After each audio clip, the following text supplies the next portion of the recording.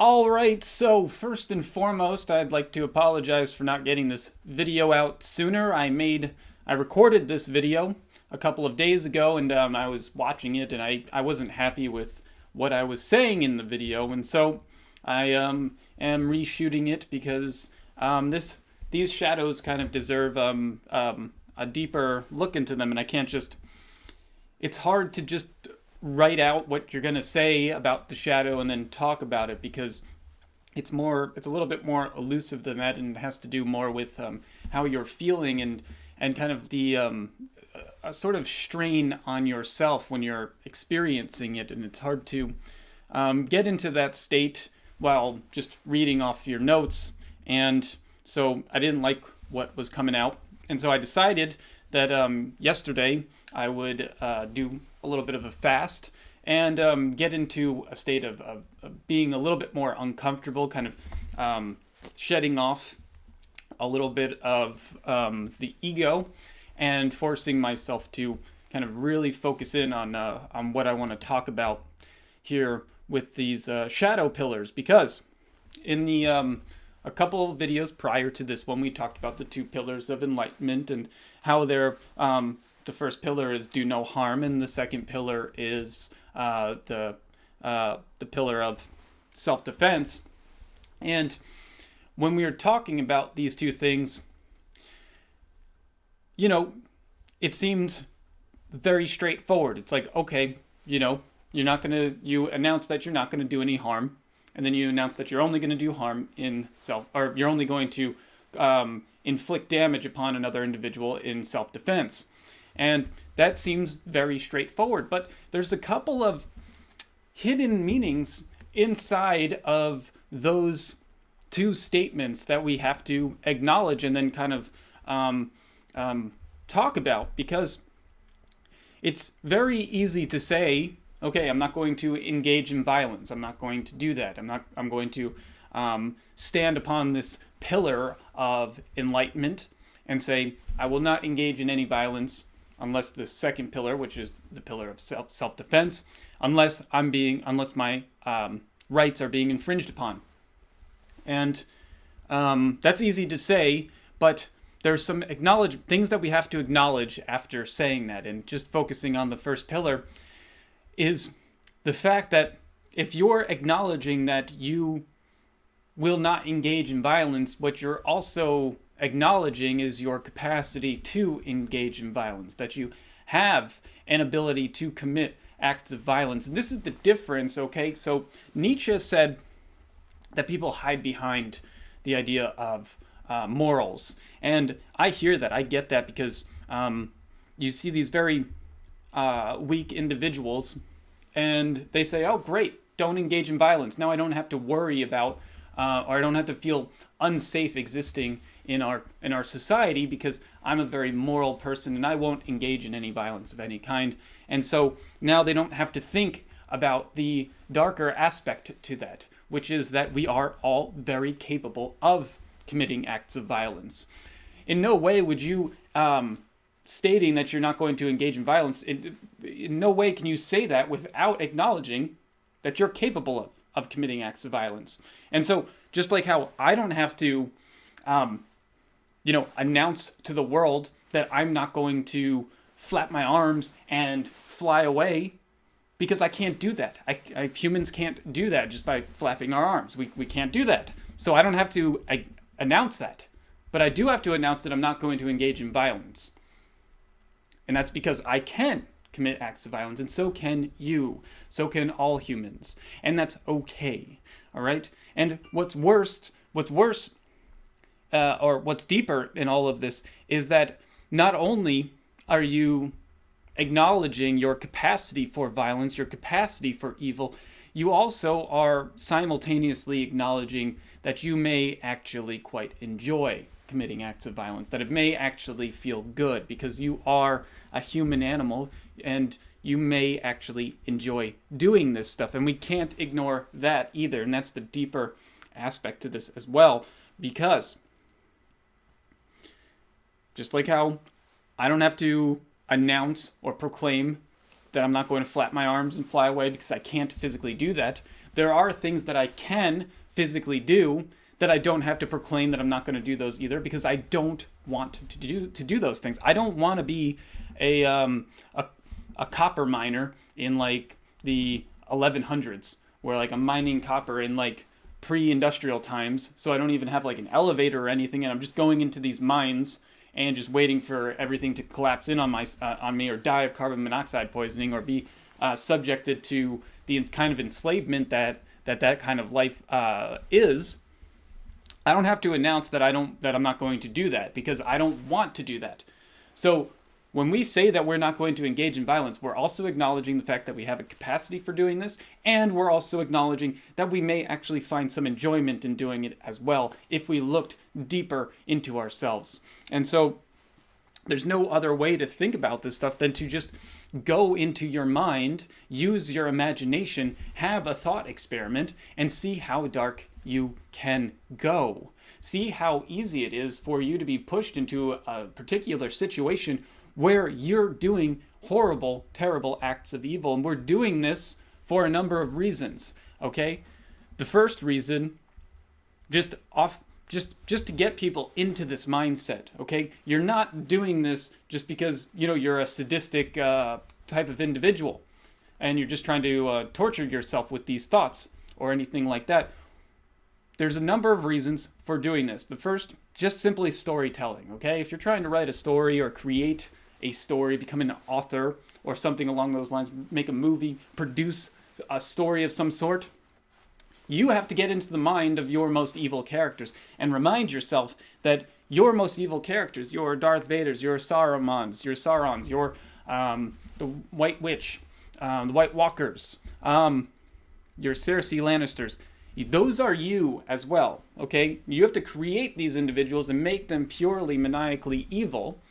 And in order to do that, you have to know what this evil is, know how easy it is for us to commit acts of evil, acts of violence, and acts of terror. Okay, that's how you make a bad and evil, scary, terrifying characters. You get into that mindset. Use your imagination to do that. You acknowledge these things within you, okay? That's just at the surface level. This is utilizing this stuff for success, but at an even deeper level than that, we're also doing this to make sure that we don't allow for the circumstances to occur that will allow for another genocide to occur in our lives. And then at an even deeper level to make sure that we're not part of that genocide. And so, you need only look 80 years ago at what occurred in Germany to see that these normal, average individuals, German farm boys, over the course of just a couple of years, due to the fact of where they were born, just due to the fact of the timing with which they were born, they found themselves in a situation where they were doing horrible acts of evil. And that was only 80 years ago, okay? And I don't have to go that far back in history today to find other humans doing other horrible things to other humans. You only look at the what's happening with the Uyghur Muslims in Western China. This isn't about focusing on a group or an individual section, a certain particular culture.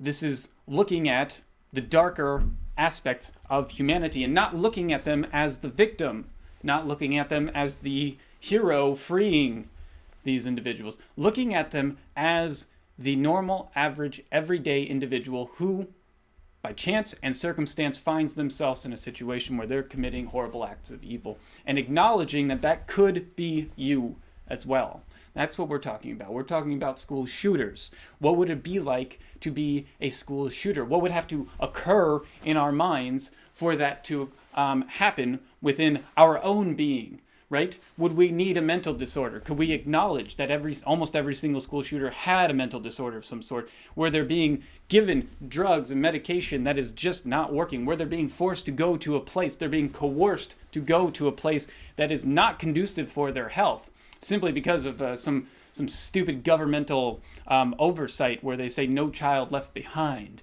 No child left behind, especially the ones who shouldn't be there in the first place, who are being bullied not only by students and teachers and faculty, but also being abused by their parents as well.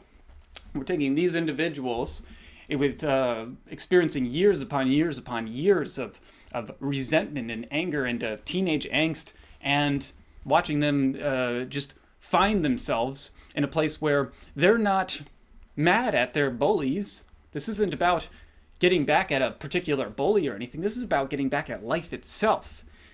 Existence is the enemy, and where they see life, that is where they want to end it, to get their retribution, their vindication. And you have to go there to figure it out and to place yourself in the position of the evildoer, of the one who is doing the evil act, so that you can understand humanity, even at its worst. And we can't just ignore these people and say that these people are these people are not human. They're less than human. They're this, they're that. Because then what you're doing is you're saying that I am not them. And that is duality. And that's not real reality. That person is you.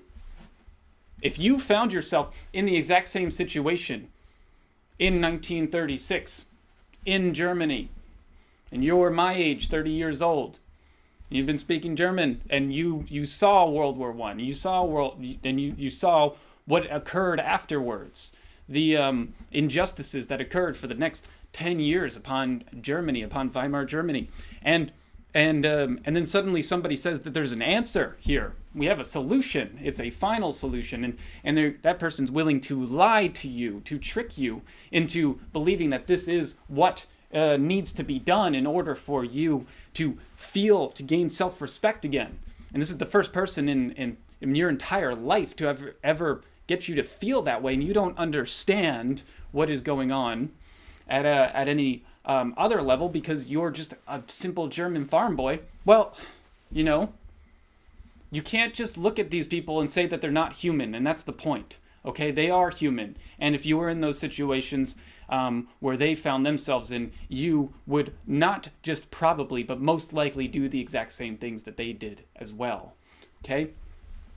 You cannot reject a human simply because they found themselves in a terrible situation. And I'm not ignoring the fact that there are true psychopaths out there. And so I'm not saying that there weren't psychopaths in the German army. I'm not saying that there aren't psychopaths in the Chinese military, what they're doing over there. I'm not saying that Pol Pot didn't have psychopaths in his military as well. I'm just saying that the population of those people is too small for the amount of horror that was committed, that there were too many other individuals who were not just following orders, but gleefully following orders as well.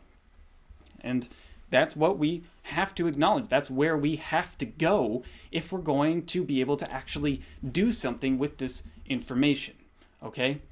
And the information is always about, if you want to talk about it in terms of success, it's about creating real characters that truly feel vindicated in their evil acts, that truly feel like they're actually justified in their evil deeds. That's what makes a great evil character, okay? And you can't get there if you don't acknowledge this evil within yourself. That's at one level. At the deeper level, at the collective communal level, it's about making sure that you can see particular situations in your community that are causing people to act a particular way. And you'll be able to, if you imagine yourself in those situations, you'll be able to see those situations in the present moment that cause these terrible changes in individuals, because it doesn't just happen overnight, these evil things. And you'll be able to speak up and stop it, because you'll be like, I know where this is headed, and it's not good, so I'm going to speak up and say something now, because as I always say, Nazis don't just show up one day at your front door. They're made over the course of many years, okay? That's something to be aware of, and you can stop that before the Nazis show up at your front door, not when they show up, because that's not when you want to solve the Nazi problem. That's a little bit too late, okay? And that's also the reason why we do this. This isn't just about, writing stories or creating a good story. It's also about real world stuff that's not fun to talk about. So That's the first shadow that's cast by the pillar of non-aggression. The pillar of self-defense casts its own shadow as well, which allows us to become more in tune with this capacity for evil. And that is the fact that you're going to have to acknowledge that when you say that you will defend your rights when they're being infringed upon, that means that you're going to have to do violence, damage other individuals. That's an uncomfortable feeling to experience as well if you don't practice martial arts or any form of martial art, really, because you don't know what it's like, to cut off a windpipe. You don't know what it's like to punch an individual. You don't know what it's like to hear a bone crack either within you or within another individual while you're striking them. And you don't know how good it feels. And that's just another thing to think about. That you don't know how good it feels to choke out a person. You don't know how good it feels to be choked out by a 12-year-old little boy. Just cuts off your windpipe. Next thing you know, you're waking up 10 seconds later and you're like, where was I? You don't know what it's like to get hit in the face, tasting blood, and being like, I really like this taste. Like, what is going on here? These are the things that you have to come into contact with if you're going to acknowledge that you're going to defend your rights when they're infringed upon. You're going to defend yourself, your family, your community, when people show up who are willing to infringe upon your rights. You have to know what this feeling is. You have to know what the feeling of adrenaline is, and the feeling of losing as well. The feeling of, you see it a lot in MMA fights where one fighter is imposing his will upon another, and it's the first time that the other fighter, because these are both some of the top fighters in the world, they've never experienced this feeling of being imposed upon, to where there is no escape. There's no escape. And they look, these strongest and toughest guys, they already look beat after the first round. And they're like, wow, this guy is stronger than me. This guy is more energetic than me. This guy has me beat. And it's not long before that person goes down. And to feel what it's like to be overwhelmed completely and having to be saved by a referee. Luckily, fortunately, a referee being there, because of the amount of damage that another human can do when you're on top of another human. It's something else. But what I've been talking about, this feeling of enjoyment, of liking it, liking the feeling the humility of losing, realizing how close you are to losing every single time you get into a fight, taking that extraordinarily seriously, even when you're fighting, or even when you're about to fight an individual who maybe doesn't know how to fight as well as you. You just never know. You might get clipped in a way that you weren't expecting, get caught flat-footed. It can happen to anybody. And but also acknowledging the amount that you like it, the amount of how good it feels after 6 months of training, punching a heavy bag, and then punching a real human and feeling them crimple. Like they crumble as you hit them, because you've been hitting this bag that has a whole lot of resistance, and then you hit a human and you see what it's like to watch. It feels good. It's the first punch that you don't come back and your hands aren't shaking after 30 minutes of punching a punching bag. You punch a human, your hands aren't shaking because they're not in pain, because it feels good. And so what you're ultimately acknowledging is that you have this monster, this demon within you that is you, and you can utilize this thing for all sorts of utilities. And it's up to you to tame this beast, not to just unleash it upon the world, but to use it to build your discipline from it, from training it, to acknowledge it. And now, suddenly, what we talked about with those individuals who are hiding behind their morals. Now we're talking about an individual who is front and center with their morals, who has this beast within that they can unleash at any moment, and they choose not to. The meek shall inherit the earth. Blessed are the meek, for they shall inherit the earth. Meek are individuals, not weak individuals. That's not a proper definition of that term. Meek are individuals who know how to fight, but they keep their weapons sheathed. And that is an individual who will inherit the earth. That is an individual who is in the best moral position to understand morality, because for them it's a choice. They can inflict severe damage upon other individuals, other sentient beings, and they choose not to because they know for a fact that it's wrong, because they've experienced it upon themselves and they did not like it, and they know that they don't like it to an extent. You like it when you get punched in the face and you taste blood in your mouth. You don't like it when your feet give out underneath you and you don't know why your feet aren't working after getting hit. That is a little bit too much. But tasting the blood in your mouth, getting choked out by a little kid, that's good stuff. And so I always tell people, if you really want to understand this idea of enlightenment, there's a reason why in the East you see the Shaolin monks, you see the Tai Chi masters, you see all sorts of martial arts being used to further enlighten other individuals. And just because those fighting styles have been proven to not be as nearly as effective as Jiu-Jitsu, Muay Thai, wrestling, doesn't mean that there's not a strength in them. But the thing is if you really want this stuff to actually help you in your everyday life, there are better self-defense martial arts to practice than those practices. But the fact that they're used, that fighting is used to enlighten individuals, is an interesting thing to think about, because we don't think about fighting as an enlightening experience, but it really truly is. It gets you closer to death, which is a big deal. It gets you closer to your authentic self, which is a huge deal. And your authentic self is just your true self, what you feel like on the inside. It's harder to express who you are, what you think, how you feel when you're afraid that if you say these things, somebody's going to bully you. Nobody can bully you if you know how to defend yourself.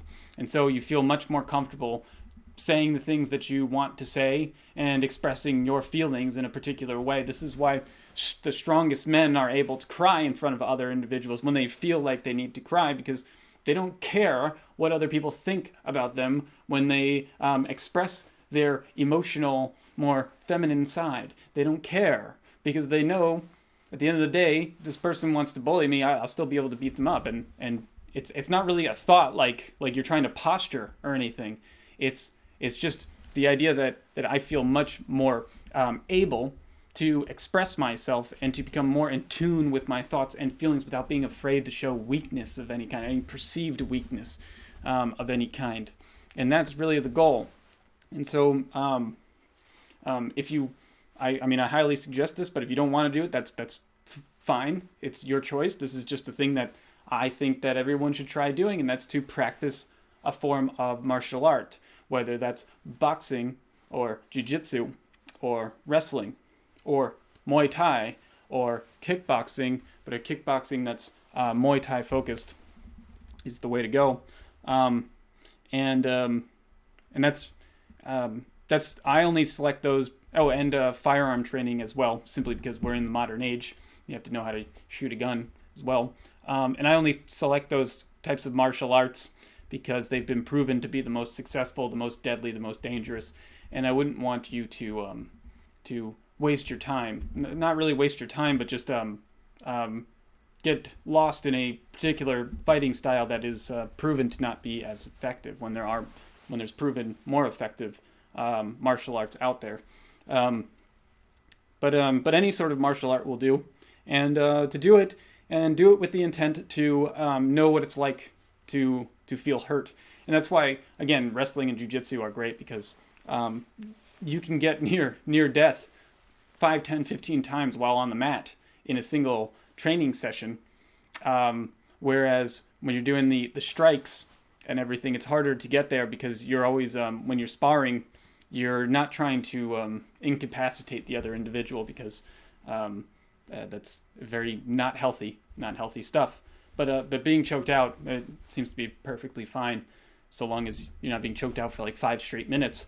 So anyway, I feel like I've expressed myself in a slightly better way simply by giving myself some time to really think about this information and to express it as best I possibly can, staying away from my notes on this video.